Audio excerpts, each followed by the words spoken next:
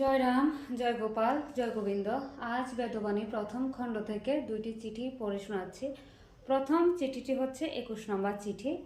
কর্মক্ষেত্রে উপস্থিত কর্ম সকল প্রারব্ধে যাহা দেয় তাহাতে বিরক্ত সন্তোষ না হইয়া কর্ম করিয়া যাইতে হয়। পিছনে গুরু সর্বদা রক্ষা করিয়া উদ্ধার করিয়া লইবেন।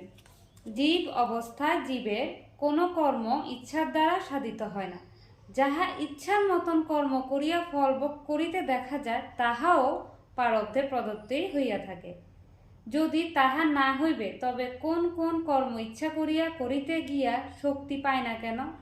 যখন যে অবস্থায় গুরু রাখেন সে অবস্থায় তৃপ্ত হইতে চেষ্টা করিতে হয়। কোনো চিন্তা নাই, গুরু সকল অভাব হইতে নিষ্কণ্ঠকে উদ্ধার সাধন করিবেন, এই গুরুর স্বভাব। 22 নম্বর চিঠি। প্রারব্ধাদি ভোগ ক্ষেত্রের ভোগান্ত অবস্থায় কিছুই থাকে না, সকলই সম হয়।